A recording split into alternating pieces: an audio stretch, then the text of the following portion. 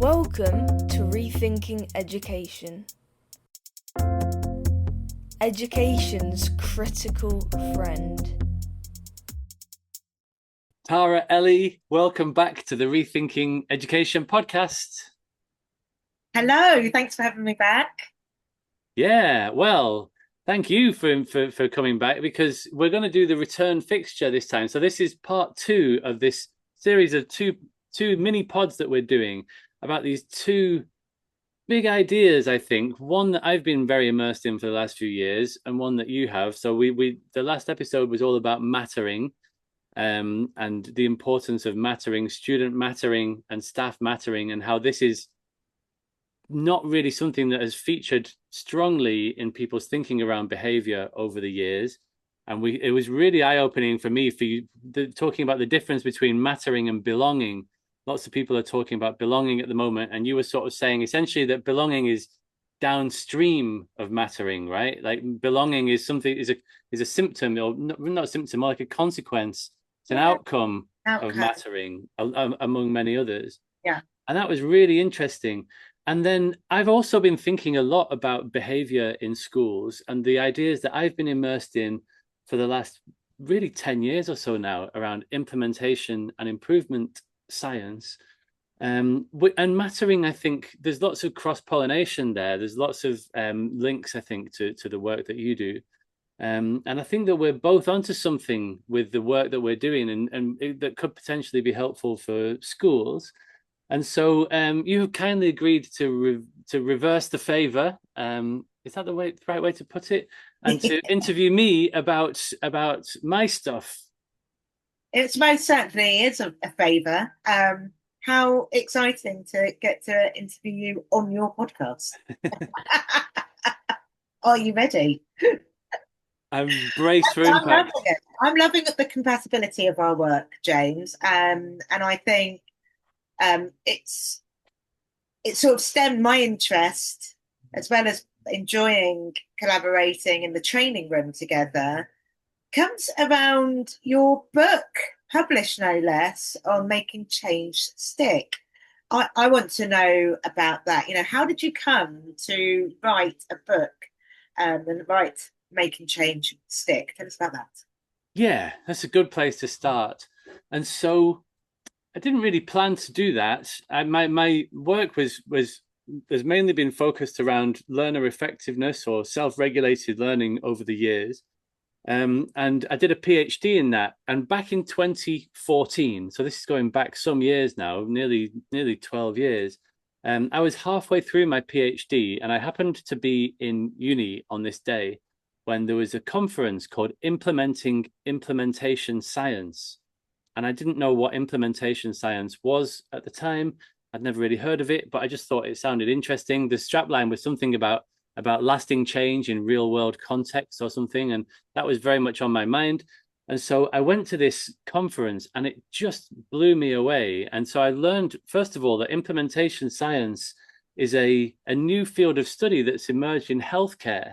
So there's an implementation science journal, and it's a health journal, and it's aimed really it's about scaling up what works. So it's about, like, if you've got an intervention or an innovation or a therapeutic treatment that you know works but isn't being implemented widely, then how do you scale that up? How do we implement this so that it becomes just a part of people's routine practice?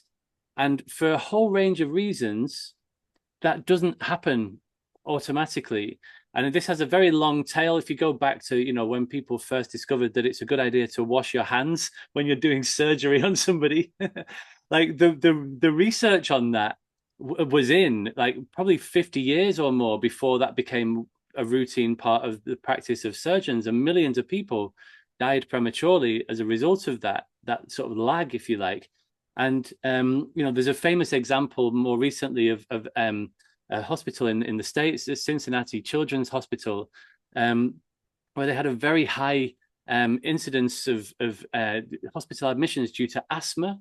And we know how to fix asthma among kids. You give them inhalers, and that's really good at suppressing symptoms and preventing symptoms from escalating. But the kids weren't using their inhalers, basically. And they were like, well, why is that? And one thing that I found early on is that in healthcare, the on average, it takes something like 17 years for a piece of evidence-based practice, like a Ventolin inhaler, for example, to achieve 14% coverage across the healthcare system as a whole. And for the people listening rather than watching, Tara's eyebrows just shot through the ceiling, which is the response that people often get. Like, that's terrible, isn't it? 17 years. People talk a lot about the 17-year lag, but the other number there, 14%, is, I think, even more alarming. That's really bad. That tells us that, like, the vast majority of treatments that are being given to people in hospitals, healthcare centers, are suboptimal. There's evidence that there's a better way of doing things, and that's not happening. And it's a really widespread problem. And one way that the implementation scientists have found to overcome this is to use slice teams, to use what I call slice teams. They call them sometimes vertical slices, diagonal slices, transformation zones, change teams. They go by many names. I call them slice teams. And you get a bunch of different types of people sitting around the table together, instead of just having a small number of senior leaders pulling the shots, which is what usually happens. And so, going back to that Cincinnati example, they implemented a slice approach where they got school nurses and pharmacists and asthma patients themselves and their families, and they got them all sitting around the table together saying, like, what is going on here? Why are there so many kids coming into hospital with really bad asthma symptoms? And the school nurses said things like, kids are forgetful, right? And they just leave their medication at home. Or maybe they stay with their one parent one night and another parent another night, and it's just at the other one's house. So they're like, right, well, let's just make sure that it's always available in school. And for those kids with 2 homes, we'll give those two inhalers, right? And the pharmacists said things like, people don't pick up their prescriptions often. Maybe they don't have a car, they work late or whatever. And so they delivered the meds to people's homes. The patients themselves said things like, we've got damp and mold in the home and my landlord won't do anything about it. So they were like, right, here's some squirty bottles and sprays and rubber gloves. And in some cases, here's some legal aid to take on, like, negligent landlords. So essentially they did this, like, a root cause analysis. They looked at what are the problems that are preventing the widespread routine use of this effective treatment. And they just sort of thought creatively about how to solve each of those problems as they arose. And that had an incredible impact on patient outcomes. Though they reduced the admission rate by 50% within 3 years, the readmission rate reduced by 50%, massive reductions in absenteeism from the workplace, from schools, massive financial savings for the hospital. It's like a win-win-win-win-win thing. And this is one of many examples of this happening in the implementation science literature. And yet it is still very much a minority thing. Like, the default thing is that we have a pyramidal world, and that small number of leaders make call the shots, and they just often are not having the impacts that they think they're going to have. And the punchline to this whole thing is that the research says that when we implement change in this way using slice teams, and there's more to it than that, but the slice team is the big idea, then we can achieve 80% uptake within 3 years, which is unbelievable, right? And so that was my entry point into this world. And I was like, oh my goodness, like, if we can figure out how to import that thinking into schools, the impact that could have on student outcomes, whether that's reading and maths or attendance or behavior or mental health or parental engagement, staff retention, recruitment, whatever it might be, we can import those practical strategies into education. We could see insane improvements in all kinds of areas. And so began this sort of, like, this 10-year process. It nearly broke me, honestly. It's been full on. And so I started reading everything that I could from the implementation science literature. And then I found that there's this other thing called improvement science, which comes earlier in the process. So that's when you haven't really got the Ventolin inhaler yet. You haven't got your strategy, but you've got this problem and you're trying to understand it from the user's perspective, and you're iterating and trying things out and collecting data. And then there's also loads of stuff in the business literature, in political science, behavioral science, psychology, diffusion of innovations research, like studying how ideas spread through populations or often fail to. And so I read all of this stuff, which took ages, and then sort of corralled it all together into this program called Making Change Stick, which I've been running in schools for about the last 7 years or so, all over the world, with amazing results. We did a national pilot in Wales, which went insanely well. And then the book came out a year ago. It was in January this year, last year rather. And then right about now, I've almost finished making. There's an online sort of resource suite, if you like, that goes along with this, because the book is great, but a book is just a book. There's all these resources and like facilitator guides and videos and quizzes and slides and activities and so on for people to apply these ideas to real world change initiatives in their schools. And so I'm almost at the end of this, like harnessing all of this stuff together and corralling it into useful shapes to put out into the world. And so yeah, that's how this work came about. Oh, there's so much that was kind of firing in my mind, which often happens when we talk about these two areas of our work.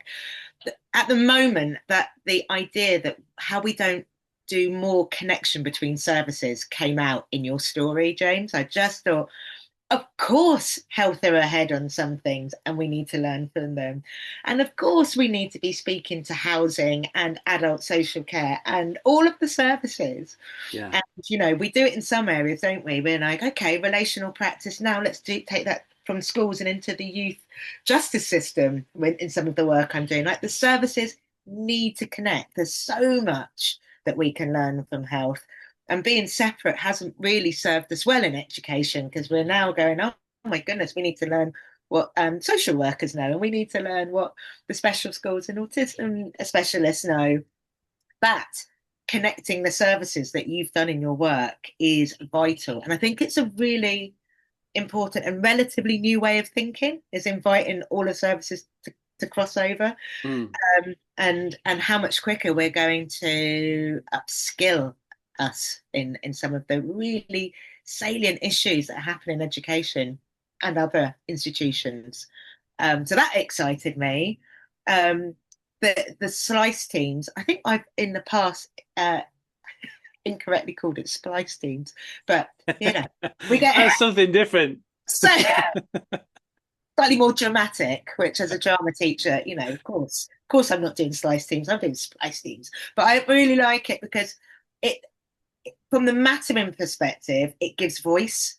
And in schools, once the TA's got a voice on whether hands up for silence works or not, then we actually will get whole school implementation as well, because everyone feels that they are part of the journey. So that mattering construct where has everyone got a voice, I just love it. And schools really get a crackle when everyone's part of it. So that's excited me. And this idea, when you said about it takes time, 10 years, it almost broke me. When people say you should do your PhD, thank you for reminding me. Genuine, physical, emotional pain. To be honest, yeah. So it doesn't normally take that long. My one was 8 years. Yeah. My PhD wasn't even in this. The PhD came before this. Right. Most people do it in 3 or 4, though. Mine was a longitudinal study. So we followed 4 cohorts of kids from year 7 through to GCSE, which takes 8 years. So that's why that happened. That's what happens. Yeah. That's what happens. I really love gaining a great understanding on what you've done and where Making Change Stick, what it's born of. I'm just thinking in the book, if you were to give a sort of an overview, what are the key ideas in the book that schools will, serve to gain from, and just, how does it apply to behaviour? Yeah, right. So, it's just to go back into that, like the big idea really that drives this whole approach is this idea of the slice team. And so in a school, like usually the shots are called, like behavior is run by the senior leader responsible for behavior, right? And it's seen as their responsibility largely. And when they stand up in a staff briefing or in a whatever training session, that they're going to talk about the behavior policy or clarifying what needs to happen or whatever. And it's very much done in this sort of top-down way, that this one person has the answers to whole school behavior, and they're just going to sort of tell everybody what they need to do, and then everybody will do that, and behavior will be great. And often that doesn't really work very well. Certainly in the schools that I've worked in, the behavior has been really challenging, even when the school leadership team don't really know it. You know, I think there's often a bit of a halo effect, isn't there? When the school leader, a bit like the Queen, or I guess the King now, thinks the world is made of smells of paint, because everyone, you know, paints everything before they visit there, right? Like senior leaders have a bit of a halo effect, and the world that they see is not the world of the NQT, right? They're seeing the newly qualified teacher sees a very different version of reality. Yeah. And so instead of that, you have a slice team where you have that person. Absolutely, it's not anti-leadership. That person still plays a really important role in this, but they also are a part of a team involving middle leaders, early career teachers, like we just talked about, really experienced teachers, teaching assistants who see so much stuff that we just are not capitalizing on, the Senko or Elenko or whatever you call them. Sometimes kids, parents, the governors, site staff, lunchtime supervisors, whoever it is who that has some valid, you know, perspective or lens on the issue that you're trying to address. And it's two things happen when you work in this way. One is that you get much better decision making, right? Because you're looking at it through these different lenses, and you're thinking about how this relates to people in these different situations. But also you get buy-in, like people come with you on the journey because they can see that they are represented. And this is the link to mattering here. Like they can see that they are being listened to, and genuinely, you know, people are taking their time, leaders are taking their time to understand what is the world like from your perspective, and how can we make the school behavior system work for you and you and you, and let's stay in contact about this. We're not just going to write this perfect one-off policy from the top down and then behavior will be well. It's a process. Like implementation is a process, and you need to be constantly sort of collecting data on different aspects of what you're doing, and then the slice team reviews that data as you come in. And let's say in behavior, let's say that you've got some new rules, you've got a new like duty rota, you moved to a centralized detention system, you've got a peer mentoring thing, you've got some new process for recording behavior incidents, right? So there's all these different aspects to a behavior policy. You want to be collecting data on each of those different elements of what you're doing, and then you review it, and you have these things called pivot or persevere meetings where you say like, so how is this going with the new duty rota? Let's look at the data. And you're like, oh, there's loads of stuff happening at lunchtimes out on the school field. It seems there's like, maybe we need to look at that, or you know, there's issues around the way that the canteen queue is working or whatever it might be. And so you can review the data and just tweak things in an ongoing way, bringing in this chorus of voices. And so people really feel like they are being respected, that they feel like they are a part of this process, instead of that sort of top-down thing happening. And there's something really interesting here, which I'd like to perhaps get into, and I'd love to hear your thoughts on this, which is the unspoken thing at the heart of this conversation is power, right? It's like the senior team are the most powerful players in this system. They call the shots usually. And implementing, you know, this slice team approach is essentially a process of distributing power. It's about saying that we want more people to take part in this. And one thing that I've noticed, I don't know what your experience is of this, but often in schools you get this sort of us and them dynamic between the senior team and everybody else. And people are often really saying quite mean things about the senior team, and they're like, oh, they've forgotten what it's like to have, you know, to teach a full load and to mark loads of books. And the senior leaders are often understandably quite hurt by that. But equally, it can work the other way as well. And people often develop this almost like an adversarial role, where it's like, we're telling you what to do and you're not doing it, and therefore you're in trouble or something. And it ends up with this sort of strong man, sort of like my way or the highway kind of power disequilibrium, if you like. And it's not nice to be on either side of that equation, really. But often leaders feel like that's the way that you should do your job, is just to be strong and to push this through against the resistors, I think that's definitely prevalent in our institutions. So that's something cultural, isn't it? That we have this transactional analysis that's quite parent-child, and then we perform within it when we get into those roles, because the institutions, whatever. I've coached lots of different institutions, NHS, police, and schools. They kind of lend themselves to that, don't they? And in some school communities, they've managed to break out of that, and that's where there can be some real richness in change work. Yeah, I think so. And there are a few ways in which that power is sort of redistributed in this process, without removing the authority of school leaders, but it's just bringing more people into the process. We call it a glass box approach rather than a black box, because that's the other thing is the senior teams, they often make their decisions in senior team meetings, which are closed off, right? They don't publish the minutes of those meetings. There's no public viewing gallery like there is in Parliament or in your local council. It's a black box approach, and therefore it's opaque, and people just get. The government does this all the time. Like they just they announce. It's funny. I noticed just yesterday they've U-turned now on digital ID cards again. A while ago they just launched it out of the clear blue sky, just like we're going to do ID cards. You're like, guys, like where's the consultation? Where's the conversation? Where's the there's a case for ID cards, perhaps. There's reasons to do it as well as reasons to not do it, but it's just done in this very unthinking top-down way. And before that, they did it with what was it? The winter fuel allowance payments. They were just like that. Just came out of the clear blue sky, and it just gets everybody's backs up when you're sort of told what to do from this position of like black box, opaque decision making. And so, being transparent, bringing people into the process, having things like tight but loose as well. So there's like talking to people and say, what are the non-negotiables? What are the things that we all just have to be absolutely aligned on? And then where can we adapt things to different contexts, for example? So it might be that there's a whole school expectation that the kids line up outside the classroom door and that the teacher waits at the door.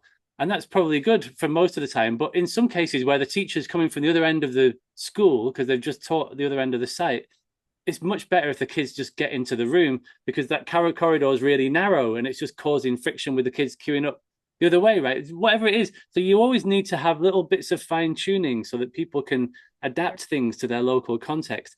And you trust people to make those calls. And that really makes people feel like they matter, right? That really makes people like they count and that they are important. And that's so key. And that's something that's really lost in this very sort of strong arm, authoritarian sort of approach that we often see in schools. And so just as a final point on this, I think that one thing that's really interesting me about applying this work to behavior is that it applies to schools where behavior on paper looks like it's really good. It looks like there's children are very orderly in corridors and what have you, and everyone's in line. But if that's a culture that's dominated by fear, then that's going to cause all kinds of other problems. And so like it's possible to have good behavior without doing that very sort of strong arm thing. Sometimes it might be necessary in a transitional period to have like very tight lines, to tighten the screws, as it were. But then as systems get into place, you can loosen that stuff over time. You don't have to remain in this super duper strict format forever. You can allow people to express their views, to become a part of the conversation. And so, yeah, that's probably the number one thing is slice teams, but we can maybe get into there's loads of other ideas that apply to behavior. And in the business of slice teams, what occurred to me when you were speaking there, and how our conversation naturally went to power dynamics, transaction analysis, top down, all of that conversation. In a slice team, is the head teacher present? Who's leading it? So I don't know if you could then put a slice team together and then accidentally end up back in this? Like, how would you make sure that doesn't happen? Or Yeah, great question. So sometimes the head teacher's involved, usually not. Like they tend to be in smaller primary schools where there's just fewer people and the head is much more sort of hands-on. But generally a senior leader is involved. And absolutely, you can end up back in that hierarchy, especially if the senior leader feels like they have a veto, right? So whatever the slice team comes up with, it's essentially just a talking shop, but the senior leader is still calling the shots. If you do that, then you might as well not bother because you're just wasting everybody's time. So it has to be genuinely equitable, and you're essentially devolving responsibility for this particular aspect of school improvement to the slice team. And the way that you prevent it from falling back into a pyramid is that you use a set of ground rules. And so you agree as a team at the outset. You say things like, we're all equally responsible here, even though there's an implicit or even an explicit hierarchy around this table. I'm the head teacher, you're a teaching assistant, you're the Senko, you're a classroom teacher, you've been here for 30 years, you just arrived last week, right? There's all kinds of different hierarchies at play there. You're a pupil. But around this table, we're all equals. We are all equally responsible for addressing this area of school improvement and for sharing ideas and for actually not just for writing a plan, but for also seeing it through over time. And the leader will naturally take on some of that responsibility when it comes to implementing the plan, because they have a reduced timetable, because they have responsibility. They will maybe take on responsibility for collecting data or for running the comms plan. Perhaps we'll come on to communications in a minute. But everybody's equally responsible for this. And the next one would be everybody should commit to sharing all relevant information, especially inconvenient information. In other words, like if somebody says something and you disagree, like we need, or if you're not sure about it, or if you just, if you want to challenge that a little bit and just test their thinking, we need to have those kind of robust conversations around this table.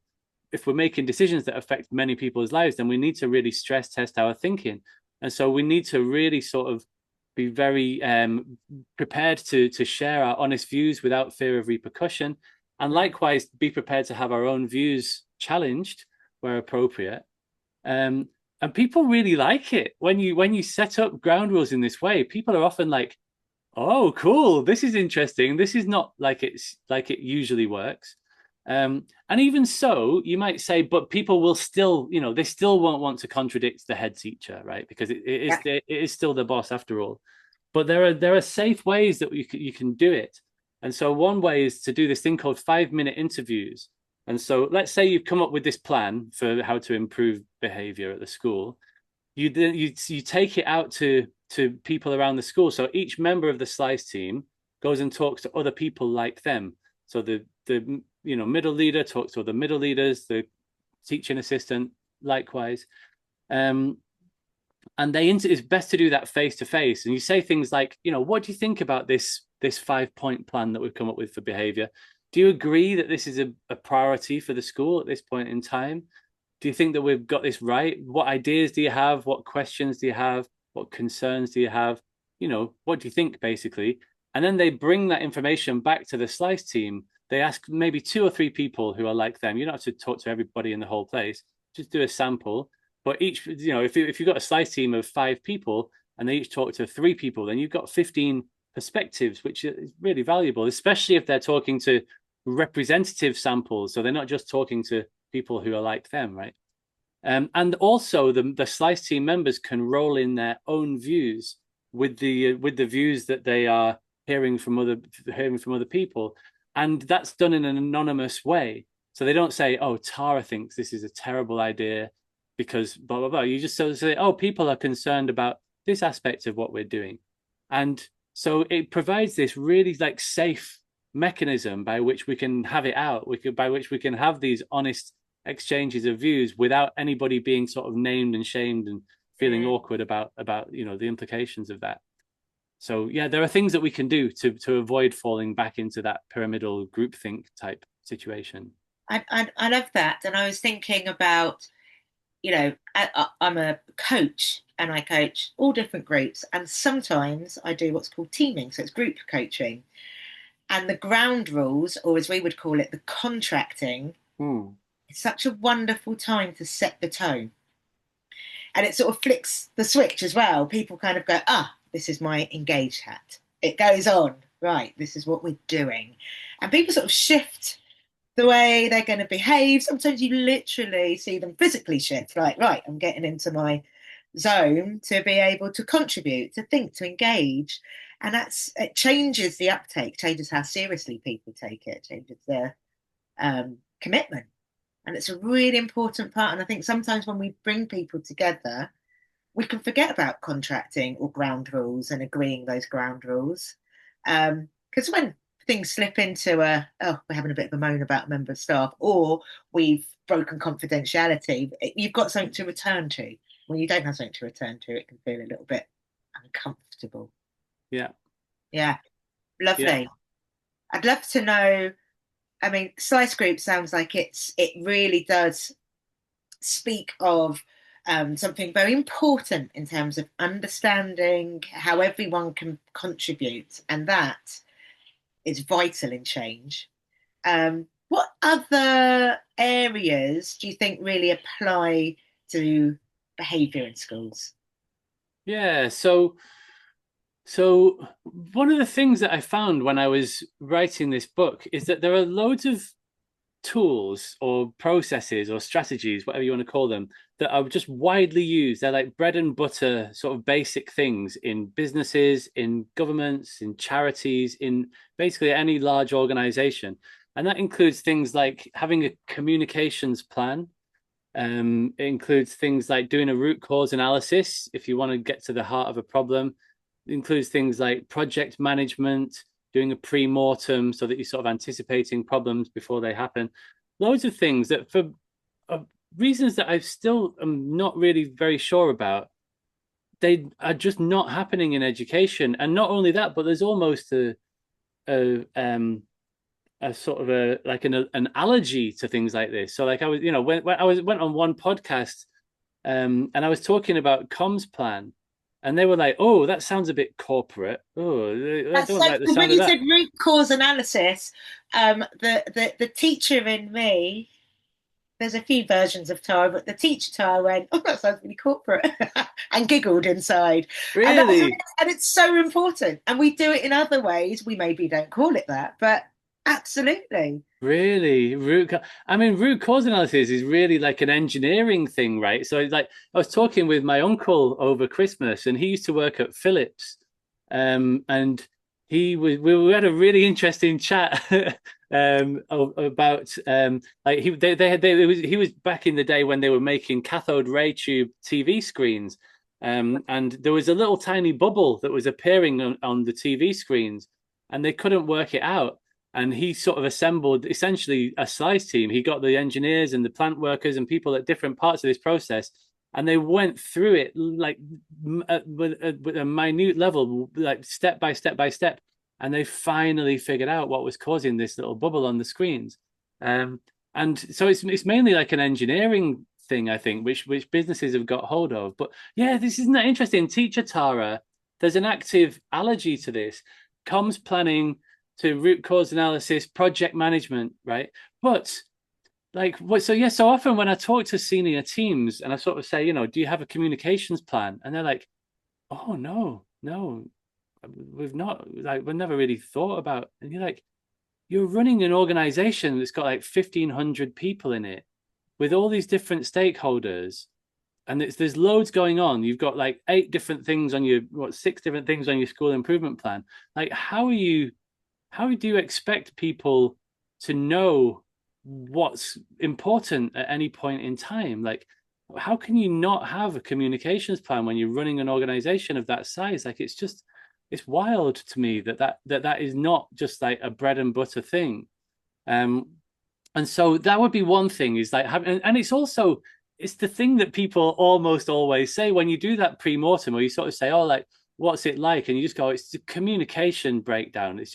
It's bad communication, or like we're sort of not invited to meetings. Or I was talking to a teacher the other day, and they were saying that they often find out that things are happening through the kids. The kids are saying, "Oh yeah, no, we're not in tomorrow because there's something, we're going on," and you're like, "Oh really? That would have been nice to know, but like, what's happening here?" Like, so there's just the lack of comms is a massive one.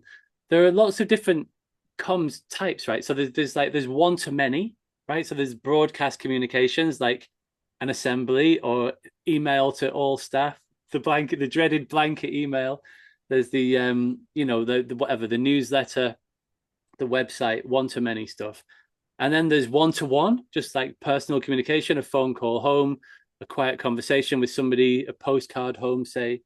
There's many to one, which is like the reverse of that, really, which is essentially data collection, or perhaps like a suggestion box, or you might have like a Slice team inbox where people can share their thoughts.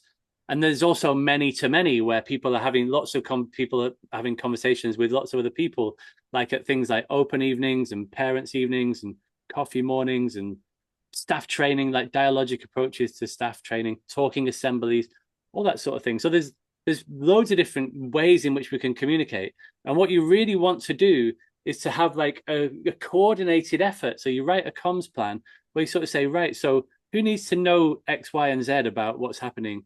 So there's teaching assistants need to be aware of X, Y, and Z, and middle leaders need to be aware of this because this is going to be happening at this time. And so it's just coordinated essentially. And then you set reminders. It doesn't take long to write one of these things. Then you set reminders in the calendar, and so when it's time for person X to send a survey out to the people in their in their department or to parents or whatever, then it just happens like clockwork, and the comms happens.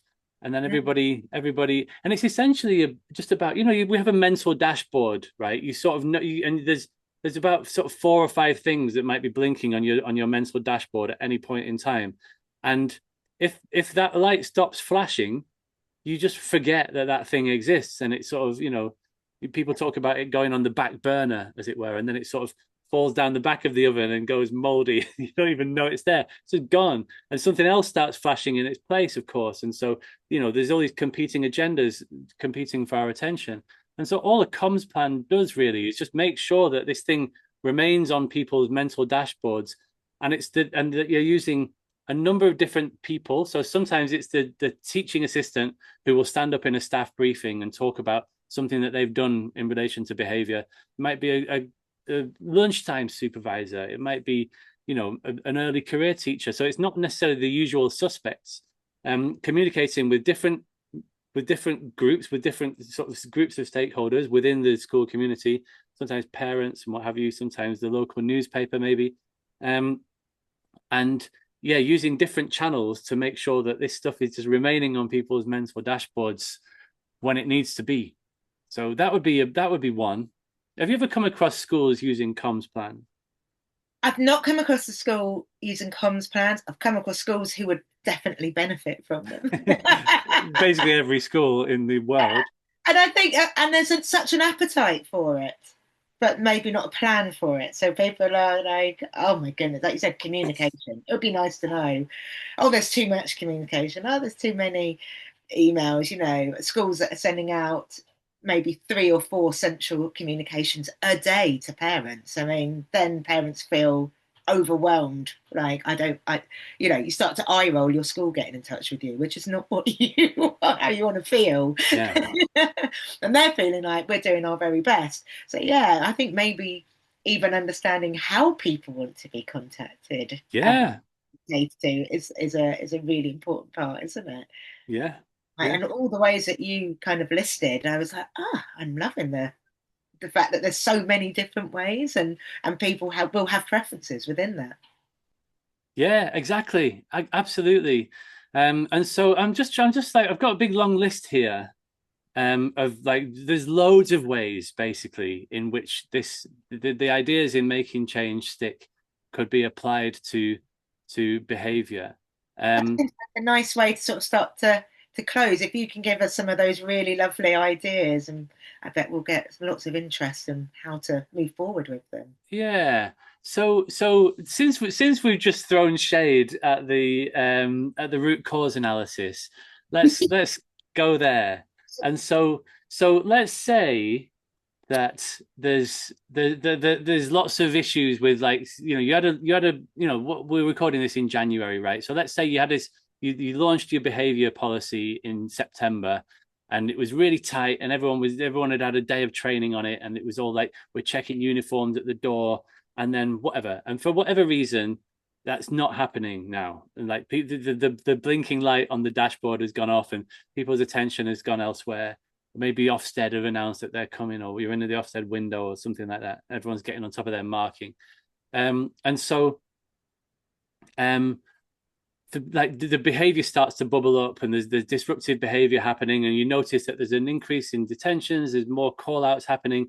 And the temptation is to just sort of say, right, we need to get everybody back on the same page. So we're going to just do a twilight. We'll get everybody in the hall at the same time, and we'll just remind them, here's the behavior policy. This is what you're supposed to be doing.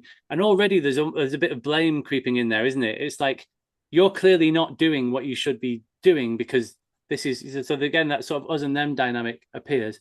Or it might be that they would say, all right, we need to, like, our consequences ladder is too complicated. Like, because they've noticed this. Maybe two people have mentioned it. So they're like, right, we're going to revise the consequences ladder, and we're just going to make it C1, C2, C3, and then they're out of the lesson and whatever. So they come up with some sort of top-down thing, and they go, right, this is going to fix that problem. It's like a sort of sticking plaster approach, but you don't know why that's happening. Like, you don't know what the root cause of that is. And so your sticking plaster might be just like you're blindly just sticking it onto some part of the body, just like hoping that it stems the bleeding. Sorry, that's a bit of a horrible metaphor, but and so there's loads of ways that you can do a root cause analysis, right? So there's things like fishbone diagrams and causal maps, and there's a thing called the 5 whys, where you just keep asking why. Well, there's one that I really like called the problem solution tree, right? And so you have a tree, and the metaphor sort of explains itself really. The tree is the core of the problem. You've got disruptive behavior in lessons and what have you, people calling out, people wandering around, people challenging the teacher and what have you. And then what are the consequences? So the branches of the tree are the consequences. How does this show up? What's happening? And so we have, disruptions in lessons, we have lost learning time, we have more detentions, there's more of a bureaucracy burden there, because teachers are having to administrate detentions and what have you, chase them up if the kids don't arrive at them. Kids are not learning as effectively, teachers are stressed out. They're a very similar, set of problems that we see in relation to behavior. And then we say, so what's going on in the roots? What are the root causes of this? And there could be loads of reasons, right? And it's not necessarily the consequence ladder. It could be, I don't know. I mean, I'd be interested to hear your thoughts. Just like off the top of your head, can you think of any reasons why behavior might be starting to bubble up?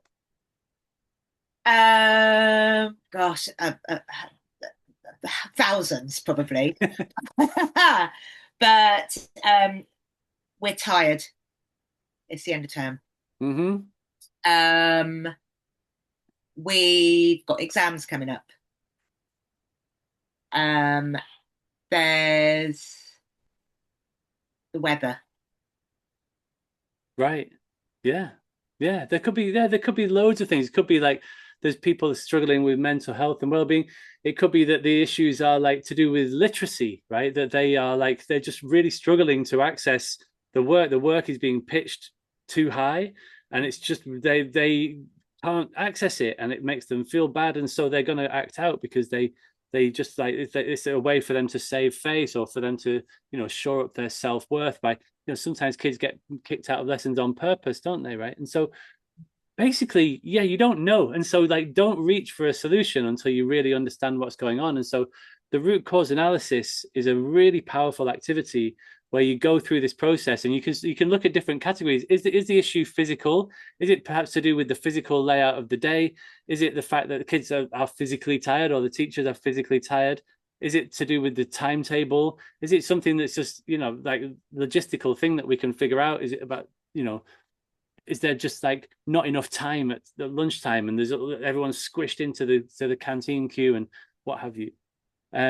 is it emotional? Is it the kids are just like emotionally dysregulated, and that they're not able to sort of just to ride the wave of the ups and downs of the school day, and so they're sort of acting out because they're not really in control of their behaviors?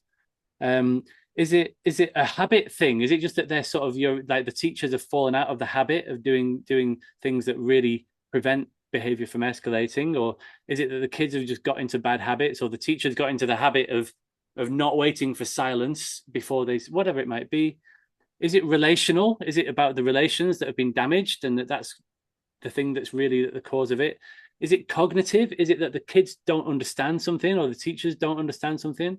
Or is it a navigational thing? Is it like you don't really know how to, you sort of know that things are not right, and you know where you want to be, but you just don't really know how to get from A to B. So how can you sort of steer your ship, as it were, from where you are to where you want to be? And so you can then analyze the possible root causes under each of these different headings, and then you put together solutions that target those root causes at their roots, right? And and that allows you to think in quite a smart sort of diagnostic way, understanding the true nature of a problem, and then designing strategies that a bit like we saw with the root cause analysis in Cincinnati Children's Hospital, that they encounter problems and then just think creatively, how can we solve this problem? How can we solve this problem? And that's actually the fun bit. It's really not hard to address those things once you can see what's happening.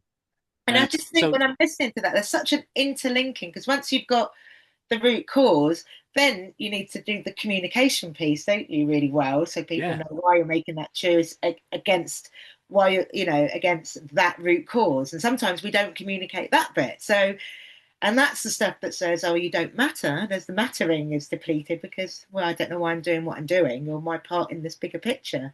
So yes, it's so interesting how all of these facets create a better change experience. Yeah, I was doing a session yesterday. I'm doing this. I work with Oracy Cambridge, and we're doing a ongoing program with a group of 3 different local authorities in London. And we were talking yesterday about behavior. So I started asking them about. We were talking about root cause analysis, and they started talking about behavior. And at first, I sort of thought, oh, maybe this person didn't understand. Maybe I didn't set up the activity properly. Because he's talking about behavior, but we're here to talk about oracy. But then he brought it around to oracy, and he was like, and then I asked him about it later, and he's like, we've seen our behavior improve so much since we've been focusing on oracy, because a lot of the issues were that the children weren't able to express themselves, they weren't able to resolve conflicts, they didn't really understand like what other people thought about X, Y, or Z, and so there was just misunderstandings and just sort of people falling out for stupid reasons. And so oracy was really fundamental to improving behavior outcomes. And again, it's not something that I've ever heard anybody say before, but they had done the root cause thinking, and they had arrived at this understanding that that's actually the way to improve behavior is by focusing on oracy. And so it can lead you to some quite surprising, but sort of in fruitful places. And then that's just to end on the fruit thing. What's lovely at the end of that exercise, so you come up with these solutions to your root cause problems, and then you say, right, let's now reimagine our tree, right? So like now the trunk of the tree is that there is 0 disruptive behavior happening. Let's be really utopian here. We've nailed this problem. It doesn't happen, or whenever something like that happens, it's dealt with really like as effectively as possible. The school is a well-oiled machine. So like now that is happening, what's happening in the branches of our tree now? What are the consequences of that, right? So the children feel that they're safe, that they matter, they're learning effectively. The teachers want to stay at that school because they feel really good. So turnover decreases. And it's like you get all of these lovely sort of knock-on positive outcomes. And this tree starts to grow, blossom, and then bear fruit. And so it's a very powerful activity because it really allows you to see the problem, the consequences of the problem, what's causing it, and also then to reimagine this brighter future, which sort of all follows logically, And then you can really you're energized to step towards it. I just genuinely felt joy going through the imagined process, James. It's powerful. Yeah, it's good stuff. Yeah. Wonderful. Thank you. You're very welcome. Right, well, we should probably wrap it up there. I can, as you can tell, I can talk about this stuff all day. There is more to this, and so we've just started to put our heads together on this question. And if anybody watching or listening to this is interested to hear more, Tara and I are thinking about putting some sort of an offer together to schools. If you're interested in exploring these two ideas, which, as we've seen, are very sort of interlinked, applying the tools of implementation and improvement science, especially around sort of representative decision making, and using some of these tools that we've looked at today, and the psychology of mattering, and making it so that people throughout the school community feel valued and that they add value to the school community, then get in touch, and we will see if we can come up with something that schools might find helpful. Lovely, and look forward to that very much. Thank you very much, James, for having me on and for allowing me to get to know and understand your Making Change Stick vision. How it is and how it should be, are wrestling in the streets again. One's got the other by its expectations. The other is going for a submission. Hope has stoicism by the neck. Acceptance is struggling for breath.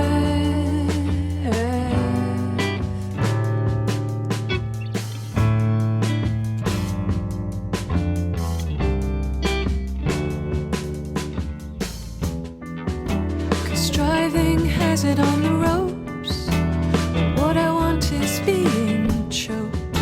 My wheels being dragged through a hedge backwards, but not before it bloodied the nose of the world. Happy as it boxed the years of change, contented, assaulted, progress with a change.